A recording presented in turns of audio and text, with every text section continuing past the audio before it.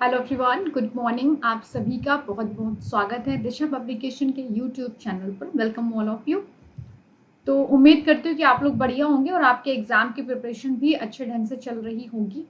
तो आज का जो टॉपिक है वो है thinking and learning in children और child as a problem solver and scientific investigator और alternative conception of learning in children and also children's error. ठीक है, तो इस टॉपिक को आज हम डिस्कस करने वाले हैं। ये टॉपिक आपके लिए इम्पॉर्टेंट है क्योंकि एज अ पैडागॉजी जो भी क्वेश्चंस आपके पैडागॉजिकल अप्रोच के बनते हैं इससे पूछे जाते हैं, तो ये इम्पॉर्टेंट सेशन है आप सबके लिए। तो कंप्लीट हम करेंगे और इससे पहले जितने भी क्लासेस हो चुकी हो उन सबको आप पूरा देख लीजिए और ये आपके लिए बहुत ही इम्पॉर्टेंट होने वाला है। ओके, तो स्टार्ट करेंगे क्लास को। और इससे पहले अगर आप चैनल पर फर्स्ट टाइम विजिट करें देन प्लीज चैनल को सब्सक्राइब कीजिए, बेल आइकन जरूर प्रेस कर लो सो दैट जब कभी भी मेरा वीडियो आए नया तो आपको ये नई क्लासेस मिल सकें। और यहाँ पर हम कंप्लीट कर रहे हैं सीटेट और स्टेटेड दोनों के ही एग्जाम के लिए पूरा कंप्लीट थ्योरी कोर्स मैं आपको प्रोवाइड कर रही हूँ। तो इसको आप लोग अच्छे ढंग से देखेंगे और पूरा कोर्स आप कवर कीजिए। बाकी अगर आप कंप्लीट एग्जाम की प्रिपरेशन करना चाहते हैं देन आप लोग दिशा पब्लिकेशन की जो बुक्स हैं वो बेस्ट बुक है आपकी एग्जाम की प्रिपरेशन के लिए। तो ये बुक आपकी अवेलेबल है आपके फ्लिपकार्ट एंड अमेजोन पे। तो इनके जो लिंक है वो डिस्क्रिप्शन बॉक्स में है, जिनको क्लिक करके आप डायरेक्ट इनको परचेज कर सकते हैं। तो इनको परचेज कर लीजिए और अपनी तैयारी करना अच्छे ढंग से आप लोग शुरू कर दीजिए सो दैट आप सबको एक बढ़िया तैयारी मिल सके। ओके, तो टॉपिक स्टार्ट करते हैं। और प्लीज अगर आप सबको ये सेशन पसंद आए then please do like, share कर दीजिए एक बारी आप अपने दोस्तों के साथ में ताकि वो लोग भी देख करके नोट्स बना सकें। ओके, चलिए तो हम देखते हैं सबसे पहले कि बच्चे सीखते कैसे हैं और बच्चे सोचते कैसे हैं। ओके, तो इन दोनों चीजों को हम डिस्कस करेंगे सबसे पहले, उसके बाद हम आगे टॉपिक पे बढ़ेंगे।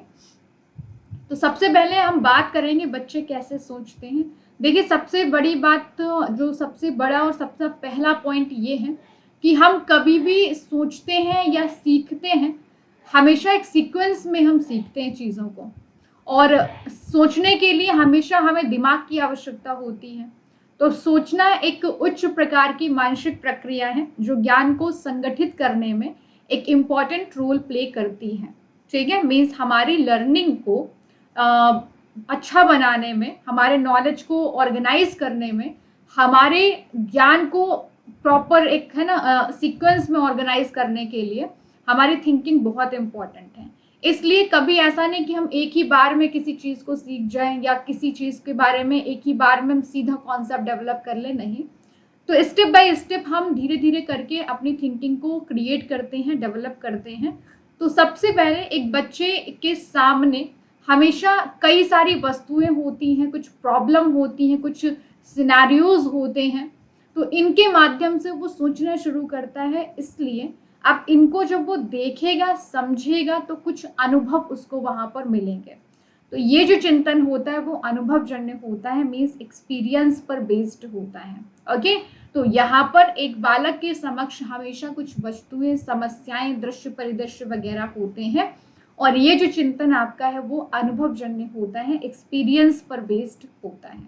ठीक है, अब यहीं पे अगर हम बात करें कि बच्चे हमेशा वस्तुओं को देखकर या छूकर ही उनका एक्सपीरियंस प्राप्त करते हैं, गेन करते हैं। हमेशा पहले उनको टच करेंगे, फिर उन चीजों के बारे में छुएंगे, समझेंगे सेंसस के बेस्ड पे। तब धीरे धीरे करके फिर बच्चे में उस चीज को लेकर के कॉन्सेप्ट डेवलप होना स्टार्ट हो जाते हैं, प्रत्यय निर्माण होना शुरू हो जाते हैं। और ये जो कॉन्सेप्ट डेवलपमेंट है धीरे धीरे करके यहीं पर फिर बच्चा अमूर्त यानी कि बिना वस्तुओं को देखे हुए भी चिंतन करना शुरू कर देता है। तो यहाँ पर पूर्व किशोरावस्था में बालक अमूर्त चिंतन करना शुरू कर देता है। जैसे कि मान लीजिए एक छोटा बच्चा है जो पहली बार एक डॉग को देखता है। ओके, उसने डॉग को देखा, समझा, ऑब्जर्व किया, कुछ उसे एक्सपीरियंस वहां से मिले। अब नेक्स्ट टाइम जब कभी भी उस डॉग के बारे में बात होगी तो बच्चे के दिमाग में एक इमेज उस डॉग की क्रिएट हो जाएगी कि अच्छा इसके बारे में बात कर रहे हैं। तो अमूर्त चिंतन यही है कि हमारे सामने वस्तु नहीं है, स्टिल उस चीज के बारे में हम सोच पाते हैं। ओके, अगला पॉइंट है बालक में सोचने की प्रक्रिया या विकास एक निश्चित क्रम में होता है, एक सीक्वेंस को फॉलो करता है हमेशा। ओके, मीन्स जब कभी भी कोई भी व्यक्ति सीखेगा तो अचानक ये नहीं कि मूर्त या अमूर्त चिंतन आ गया। पहले बच्चा चीजों को टच करेगा, देखेगा, ऑब्जर्व करेगा, तो ऐसे धीरे धीरे करके स्टेप बाय स्टेप यहाँ पर थिंकिंग डेवलप होती है, सोचने की प्रक्रिया का विकास होना शुरू हो जाता है, एक सीक्वेंस में होता है। ठीक है, तो ये आपका हो गया। इस स्लाइड में आई गेस कोई भी डाउट नहीं होगा, क्योंकि थ्योरी नहीं है, बस कुछ कॉन्सेप्ट है जिनको आपको अच्छे ढंग से समझ लेना है। ओके, आइए अब हम बात करते हैं कि बच्चों में जो चिंतन की प्रक्रिया है, प्रोसेस ऑफ थिंकिंग, वो कौन कौन से तरह से होती है, बच्चा किन किन तरहों से सोचता है और सीखता है। ठीक है, तो सबसे पहले बात करते हैं प्रत्यक्षीकरण के आधार पर सोचना। प्रत्यक्षीकरण का मतलब आपका यहाँ पर ये है कि कोई बच्चा जब कभी भी सीख रहा होता है तो वो हमेशा चीजों को देख करके कुछ अनुभव प्राप्त करता है, कुछ एक्सपीरियंस वो प्राप्त करता है। ठीक है, और इन्हीं अनुभवों के आधार पर फिर वो क्या करता है, चीजों के बारे में सोच पाता है, समझ पाता है। तो परसेप्शन के बेस पर बच्चा चिंतन करता है। अगला है कल्पना के आधार पर। तो कल्पना के आधार पर मीन्स अपनी इमेजिनेशन पर बेस्ड, वो अपनी इमेजिनेशन पे बेस्ड थिंकिंग करता है, मीन्स अपनी ही दुनिया में खोया हुआ है ना, और चीजों के बारे में सोच रहा है। तो इसे हम कहते हैं कल्पना के आधार पर सोचना। Okay, imagination based thinking. Okay, तो ये चीज हो गई। अगला है कॉन्सेप्ट बेस्ड थिंकिंग, मीन्स बच्चे क्या करते हैं, चीजों के बारे में वो सोचते हैं, लेकिन जब वो चीजों को देख लेते हैं फिर उनके कॉन्सेप्ट क्रिएट हो जाते हैं। तो इस तरह से बच्चे अपने कॉन्सेप्ट को डेवलप करके भी सीखते हैं। तो प्रत्ययों के आधार पर सोचना। ठीक है, जैसे कि हमने कोई चीज देखी, अब उस चीज का जो सिनेरियो है, जो इमेज है, वो हमारे दिमाग में बन जाती है। तो ये प्रत्ययों के आधार पर सोचना।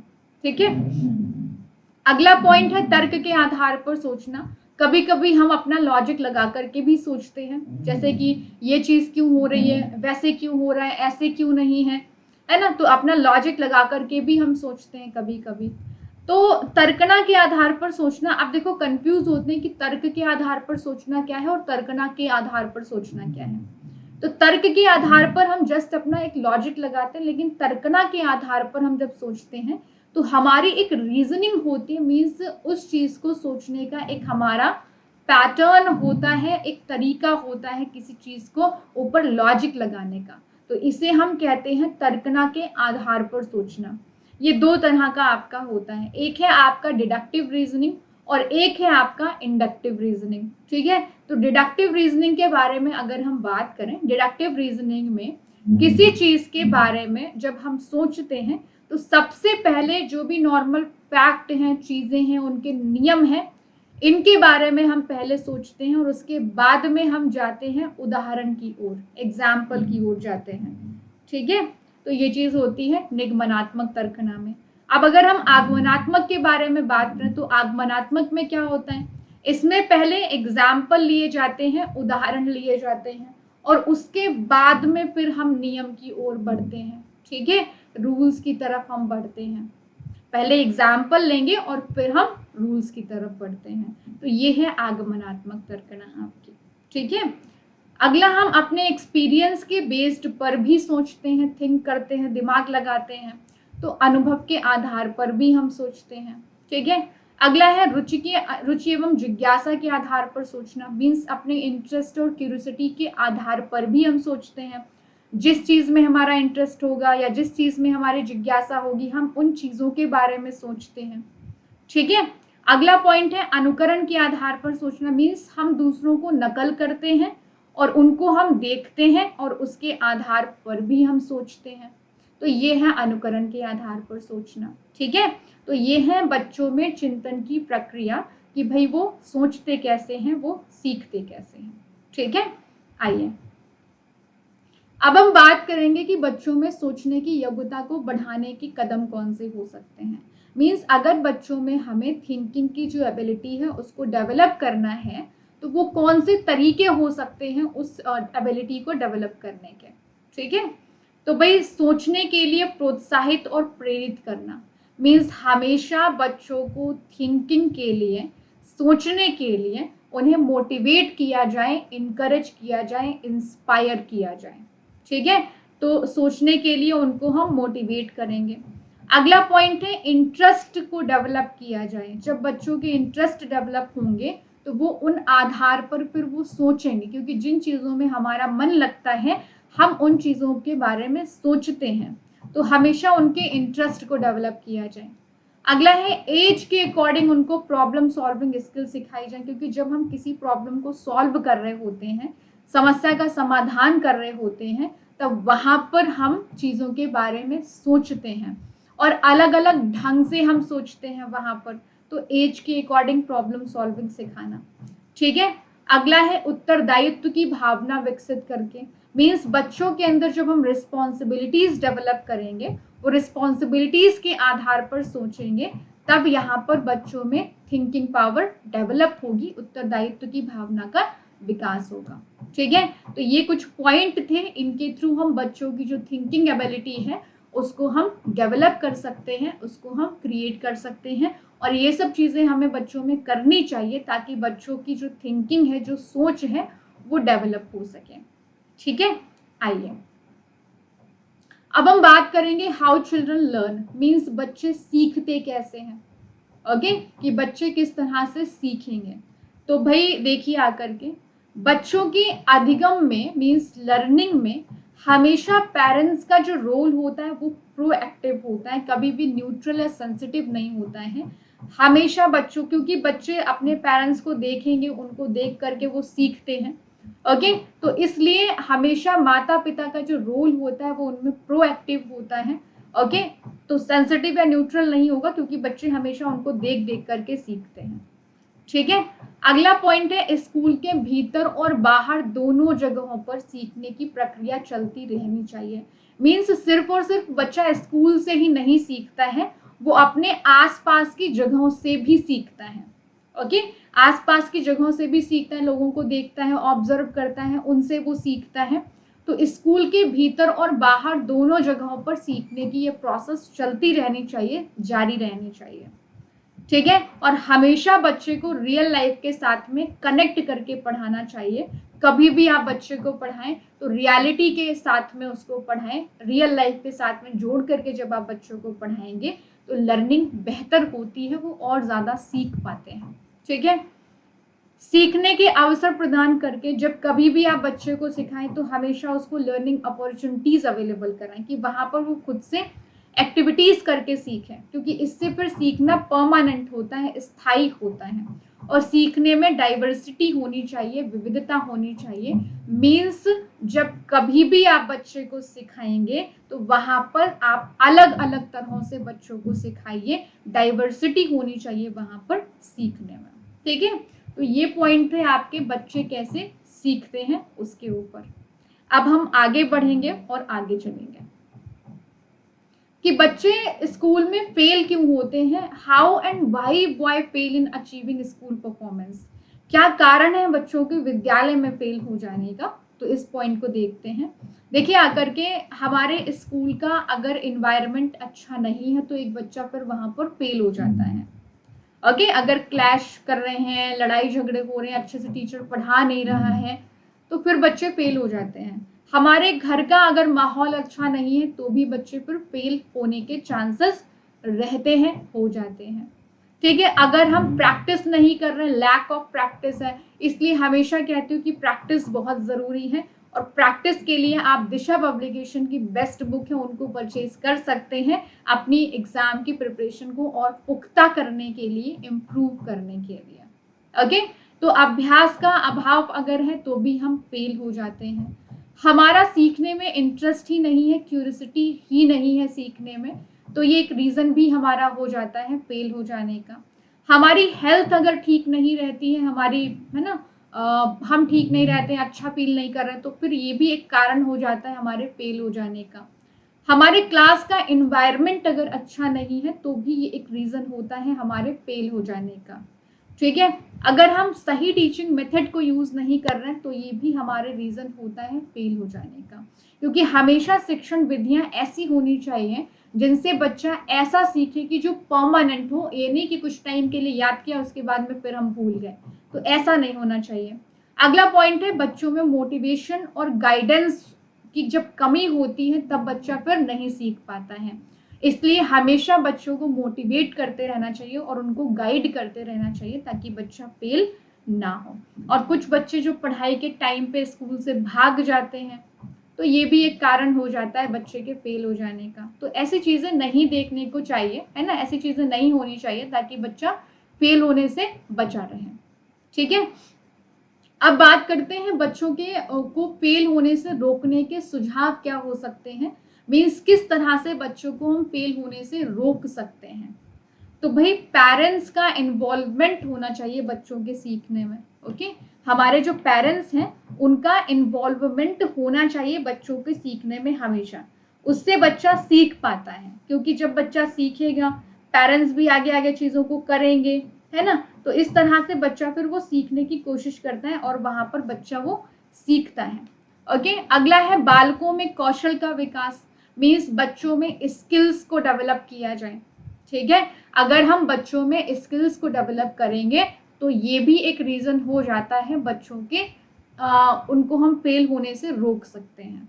ठीक है, और मोटिवेशन लेवल हाई करके, मीन्स हाई मोटिवेशन लेवल से भी हम बच्चों को सिखा सकते हैं, उनको फेल होने से रोक सकते हैं। ठीक है, तो इस तरह से बच्चों को फेल होने से रोका जा सकता है। ओके, आइए आगे देखते हैं। अब हम बात करते हैं child as a problem solver and a scientific investigator. तो फर्स्ट ऑफ ऑल छोटे बच्चे हैं, आगे चल करके कोई ना कोई प्रॉब्लम हो सकती है जो उनको फेस करनी पड़ेगी अपनी लाइफ में, है ना, उनको पहचान, तो ये सब चीजें उनको टैकल करना आना चाहिए कि कैसे अपनी प्रॉब्लम को सॉल्व करना है, दूसरों के ऊपर डिपेंड ना रहे। तो बच्चे को हम एज अ प्रॉब्लम सॉल्वर कैसे बना सकते हैं, समस्या समाधान करता है उसको कैसे बनाएंगे। तो बच्चों में आत्म पहचान का गुण विकसित करिए, मीन्स वो खुद को आइडेंटिफाई कर सके, उसमें कौन सी कमियां हैं, उसकी कौन सी स्ट्रेंथ है, तो उसके बेस पर बच्चा एक प्रॉब्लम सॉल्वर बन सकता है। ठीक है, अपनी कमियां स्वीकार करना और उनको दूर करना सिखाकर, मीन्स जब एक बच्चा अपनी कमियों को स्वीकार करता है, उनको दूर करता है खुद से, तो यहाँ पर वो फिर वो एक प्रॉब्लम सॉल्वर क्रिएट होता है, क्योंकि वहां पर वो अपनी जो कमियां हैं उनको एज अ प्रॉब्लम फिर वो सॉल्व करता है और वही चीजें यहाँ पर क्या होती है, इंप्रूव होती हैं फिर। ठीक है, अगला पॉइंट है बालकों में चिंतन और तर्क का विकास करके, मीन्स बच्चों में थिंकिंग और रीजनिंग को जब हम डेवलप करेंगे तो इससे बच्चे प्रॉब्लम सॉल्वर बनते हैं। क्योंकि यहाँ पर क्या है, जब चिंतन कौशल है, लॉजिक लगाना है, तो ये सब चीजें जब डेवलप होंगी बच्चों में ना, तो वो एक अच्छे प्रॉब्लम सॉल्वर बन करके निकलते हैं। ठीक है, और जब कभी भी किसी भी प्रॉब्लम को सॉल्व कर ले तो उनको छोटा सा पुरस्कार दे दिया जाए, रिवॉर्ड दे दिया जाए, तो इससे भी बच्चा एक प्रॉब्लम सॉल्वर बनता है। ठीक है, और बच्चे को बार बार अभ्यास करके और बालकों में भाषा विकास करके, मीन्स हमेशा बच्चा चीजों को करने का एफर्ट ले। ओके, लैंग्वेज को डेवलप करके हम बच्चे को एक प्रॉब्लम सॉल्वर बना सकते हैं। ठीक है, अब हम बात करते हैं as a scientific investigator, means वैज्ञानिक अन्वेषक के रूप में। अब देखिए, समस्या समाधान करता एक अलग टर्म है, लेकिन वैज्ञानिक अन्वेषक एक अलग टर्म है, क्योंकि वैज्ञानिक अन्वेषक जब हम बच्चे को बनाते हैं वहां पर चीजों को साइंटिफिक यानी कि हर एक एस्पेक्ट को उसको हम करना सिखाते हैं। ठीक है, एक एक स्टेप वाइज वो चीजों को करना सीखता है, तो साइंटिफिक अप्रोच आपकी है। तो जब बालक अपने ज्ञान और अनुभव के माध्यम से किसी समस्या के प्रत्येक पहलू को जानने लगता है, मीन्स हर एक एस्पेक्ट को जानना शुरू कर देता है और खुद ही प्रॉब्लम को सॉल्व करना शुरू कर देता है, तब बच्चों में वैज्ञानिक अन्वेषक के गुण आने लगते हैं। ठीक है, तो इसे हम कहते हैं child as a scientific investigator. Okay, ये चीज हो गई। तो भाई अब हम कैसे डेवलप करेंगे एज अ साइंटिफिक इन्वेस्टिगेटर बच्चे को, तो छोटी छोटी समस्याएं उसको दी जाए जिससे बच्चा चीजों को समझ सके, अंडरस्टैंड कर सके। ठीक है, बच्चों को जो भी संभावित समाधान, मीन्स किसी भी चीज का एक ही पॉसिबल सॉल्यूशन नहीं होता है, कई सारे सॉल्यूशन होते हैं किसी भी चीज के, तो बच्चों को जितने भी पॉसिबल सॉल्यूशन हो सकते हैं उन सब का निर्माण करने को दिया जाए। ठीक है, तो इससे बच्चा एक प्रॉब्लम सॉल्वर साइंटिफिक इन्वेस्टिगेटर बनता है। बच्चे जो भी आपको संभावित सॉल्यूशन, मीन्स किसी भी एक चीज के कई सारे सॉल्यूशन होते हैं, ओके, तो बच्चे के द्वारा बताए गए संभावित समाधानों का परीक्षण किया जाए कि कितने रेलेवेंट इन्होंने बताए हैं। ठीक है, तो ये चीज आपकी हो गई। आइए आगे बढ़ते हैं। अब हम बात करेंगे समस्या समाधान की वैज्ञानिक विधि क्या है। मीन्स स्टेप पूछे जाते हैं कि निम्न में से कौन सा स्टेप प्रॉब्लम को सॉल्व करने का है या नहीं है, तो ये पूछा जाता है आपसे। ठीक है, तो समस्या को समझना मीन्स प्रॉब्लम को अंडरस्टैंड करना। सबसे पहले तो हम प्रॉब्लम को अंडरस्टैंड ही करेंगे, समझेंगे ही ना, उसके बाद ही हम आगे के प्रोसेस पे चलेंगे। ठीक है, तो जानकारी को कलेक्ट करेंगे, उसके बाद में उस प्रॉब्लम के बारे में जो भी हमारे पास में डेटा होगा उसको हम कलेक्ट करेंगे, इंफॉर्मेशन का कलेक्शन करेंगे। फिर उस प्रॉब्लम से जुड़े जितने भी पॉसिबल सॉल्यूशन हो सकते हैं, ठीक है, जितने भी पॉसिबल सॉल्यूशन हो सकते हैं हम उन सबको क्रिएट करेंगे और फिर उन पॉसिबल सॉल्यूशन को हम इवैल्यूएट करेंगे। देन फिर हम उस एक सॉल्यूशन का यूज करेंगे, प्रयोग किया जाएगा और फिर संभावित समाधानों को हम क्लासिफाई करेंगे कि किस समस्या समाधान को मीन्स कौन से सॉल्यूशन को कहाँ पर यूज करना है, और फिर हम कंक्लूजन को डिसीजन लेंगे कंक्लूजन के ऊपर। ठीक है, तो ये है समस्या समाधान की वैज्ञानिक विधि। ये स्टेप है, इनके सीक्वेंस आपको ध्यान देने हैं क्योंकि क्वेश्चंस यहाँ से आपसे पूछा जा सकता है। ठीक है, आइए अब हम बात करते हैं कि बच्चे का as a scientific investigator develop क्यों करना है, क्या कारण है जो बच्चे को हमें साइंटिफिक इन्वेस्टिगेटर बनाना है।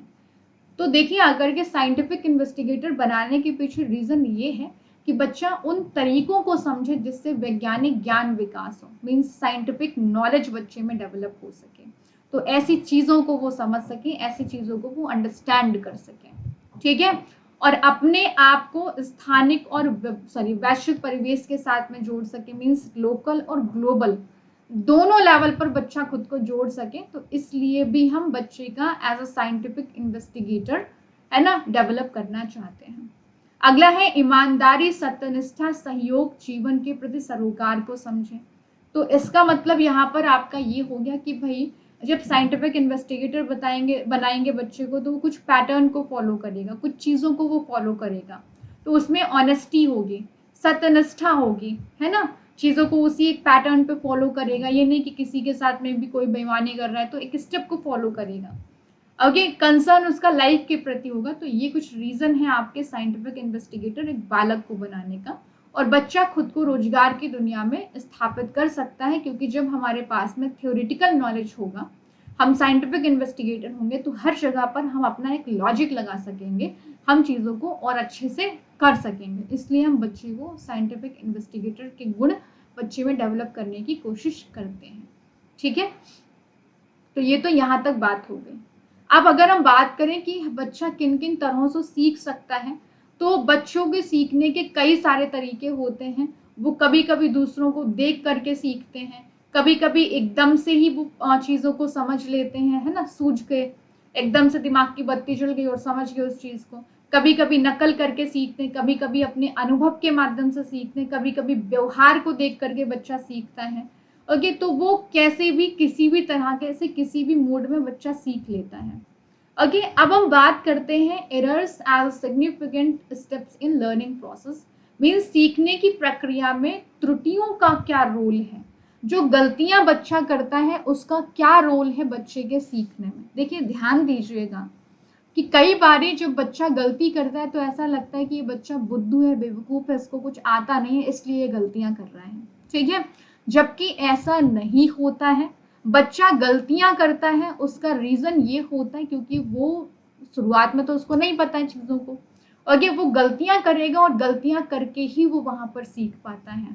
ठीक है, तो इसलिए हमेशा जब बच्चे गलतियां करके सीखते हैं तो गलतियां इम्पॉर्टेंट होती हैं बच्चों के सीखने में। तो गलतियों को हम कभी भी इग्नोर नहीं करेंगे, कभी भी डिस्करेज बच्चे को नहीं करेंगे, या हम ये नहीं समझेंगे कि बच्चों को कुछ भी आता नहीं है। तो गलतियां बच्चों के सीखने में एक बहुत ही इंपॉर्टेंट रोल प्ले करती हैं। इससे बहुत क्वेश्चन पूछा जाता है आपके सीटेट के एग्जाम में, इंपॉर्टेंट है। ठीक है, तो यहां तक तो ये आपका टॉपिक था। ओके, जो कि पेडागोजी बेस्ड क्वेश्चंस जहां से आपके पूछ लिए जाते हैं। तो हाँ, कुछ चीजें हमने देखी। अगर हम alternative conception of learning in children देखें, मीन्स बच्चे कैसे कैसे सीखते हैं, तो वो मैंने आपको बताया, नकल करके सीखते हैं, अचानक सीख जाते हैं, दूसरों के व्यवहार से बच्चे सीख जाते हैं। बट अगर यहीं पे हम बात करें अधिगम की विशेषताएं क्या है, फर्स्ट ऑफ ऑल लर्निंग का मतलब ही है सीखना। ओके, तो लर्निंग का मतलब है सीखना, यानी कि हमारे व्यवहार में परिवर्तन, और हमेशा हम अलग अलग तरहों से सीखते हैं। तो लर्निंग आपकी कैसी है इन नेचर, ये मल्टी डायमेंशनल है, यानी कि बहुआयामी होती है। ठीक है, हमेशा हम अलग अलग तरहों से सीखने की कोशिश करते हैं, मल्टी डायमेंशनल है। और सीखने को हम अपने व्यवहार या प्रैक्टिस के द्वारा स्ट्रॉन्ग कर सकते हैं, मजबूत कर सकते हैं, और हमेशा सीखना मीनिंगफुल होना चाहिए और लाइफ में यूज होने वाला होना चाहिए। ठीक है, तो ये तो हो गई आपकी लर्निंग के बारे में बात। तो हमने स्टार्ट किया था आज का क्लास कहाँ से, इसके बाद में अब बहुत से इंपॉर्टेंट टॉपिक हम स्टार्ट करेंगे, जैसे कि motivation, learning, cognition and emotion, memory, personality. तो ये सारे टॉपिक अब आते जाएंगे आपके, और सब इंपॉर्टेंट टॉपिक शुरू होने वाले हैं। चलिए, तो एक बार चाहे तो आप लोग स्क्रीनशॉट ले लीजिए, उसके बाद मैं आपको कुछ चीजें बताऊंगी और फिर हम लोग क्लास को एंड करेंगे। और इससे पहले जितनी भी मैंने क्लास कराई है वो सब एक सीक्वेंस में है, तो उनको आप लोग जरूर देख लीजिए और पूरा कंप्लीट कर लीजिए अपना कोर्स वहां से। ठीक है, चलिए, यहां से हमने स्टार्ट किया था।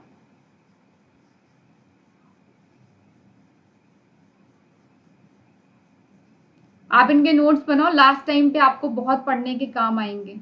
ठीक है, तो इग्नोर बिल्कुल नहीं करना है नोट्स को, कि इग्नोर कर दें और छोड़ दें, पढ़ें ही नहीं उनको। ओके, चलिए देख लीजिए एक बार आप लोग। ठीक है, तो भाई हाँ, लास्ट जाते जाते मैं बस इतना कहना चाहूंगी कि जो बच्चे तैयारी कर रहे हैं सीटेट या स्टेट टेट के एग्जाम की, उनके लिए ये कोर्स एकदम फुल है। और बाकी अपने हर एक सब्जेक्ट की तैयारी के लिए आप लोग दिशा पब्लिकेशन की बुक्स को परचेज कर सकते हैं, क्योंकि इनकी जो बुक्स हैं वो बेस्ट हैं और एरर फ्री है। साथ ही साथ अगर हम यहाँ पर बात करें, तो ये जो आपकी बुक्स हैं वो आपके फ्लिपकार्ट एंड अमेजोन दोनों के ऊपर अवेलेबल हैं, वहां से आप इनको परचेज कर सकते हैं। लिंक आपको डिस्क्रिप्शन बॉक्स में मिल जाएगा। वन मोर थिंग कि ये जो हमारी बुक्स हैं वो प्रैक्टिस टेस्ट भी आपको मिल जाएंगे, मॉक टेस्ट भी आपको मिल जाएंगे, इवन थ्योरी के लिए भी बुक आपकी अवेलेबल है, और साथ ही साथ मास्टर बुक्स वगैरह भी अवेलेबल है, जहां पर आप अपने एग्जाम की कंप्लीट एग्जाम प्रिपरेशन कर सकते हैं अच्छे ढंग से और घर बैठे। ठीक है, तो इन बुक्स को आप लोग ऑर्डर करिए और अच्छे ढंग से कंप्लीट एग्जाम की प्रिपरेशन करिए, क्योंकि कभी कभी टीचर आपके साथ नहीं होता है और जो आपके डाउट नहीं क्लियर हो पाता, तो वहां पर आपकी पुस्तकें आपके काम आती हैं, बुक्स आपके काम आती हैं आपकी तैयारी को और अच्छा करने के लिए। ओके, तो जल्दी से आप लोग इन बुक्स को परचेज कीजिए, तैयारी करना शुरू कर दीजिए। बाकी हम लोग मिलेंगे एक नए टॉपिक के साथ में। अब से जितने भी टॉपिक स्टार्ट हो रहे हैं वो सब बहुत इंपॉर्टेंट टॉपिक रहने वाले हैं, तो इनको मिस नहीं करना है और अच्छे से आपको तैयारी कर लेनी है। ठीक है, और हाँ, अगर फर्स्ट टाइम विजिट करें देन प्लीज चैनल को सब्सक्राइब कीजिए। क्लास अगर आपको पसंद आया देन डू लाइक और शेयर करना मत भूला करिए आप लोग इसको। ठीक है, thank you so much, bye bye, take care, wish you all the best. फिर मिलेंगे हम लोग अगली क्लास में।